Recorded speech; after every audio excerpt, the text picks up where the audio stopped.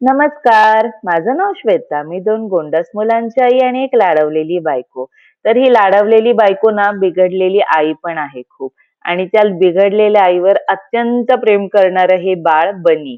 तर आज आपण बनवणार आहोत आपल्या मुलांसाठी ओट्सचं पुडिंग. ओट्सचं पुडिंग म्हणजेच आपण थोडक्यात त्याला ओट्सची खीर म्हणूयात किंवा पायसम म्हणूयात.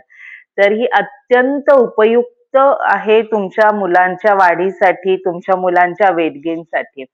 तर मी रेसिपी जी आहे ती ऑलरेडी मेन्शन केलेली आहे स्टेप बाय स्टेप कशी करायची, कशी नाही.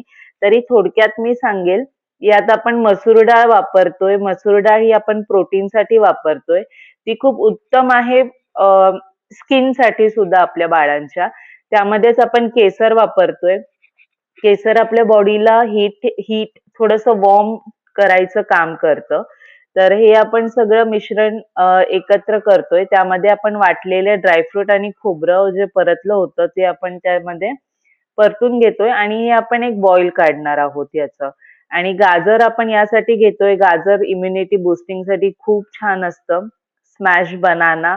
Smash banana again good for potassium and constipation for your babies. हे सगळं आपल्याला स्मॅश करून घ्यायचंय व्यवस्थित.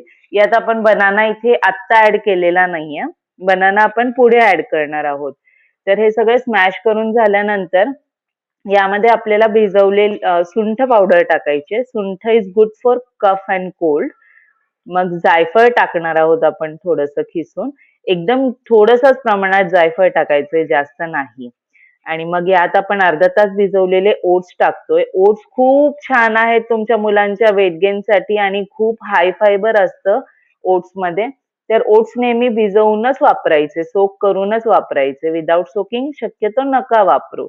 आणि मग या स्टेजला आलं, की मग आपण यामध्ये स्मॅश केलेला आपला बनाना जो आहे तो टाकणार आहोत.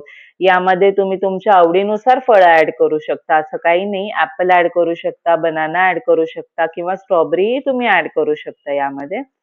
आणि main chia seed. Chia seed हे सोक करून घ्यायचं. चिया सीडमध्ये ओमेगा 3 फॅटी ॲसिड असतं, जे तुमच्या मुलांच्या मेंदूच्या विकासासाठी उत्तम असतं.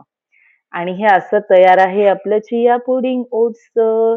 खूप यम्मी लागतं.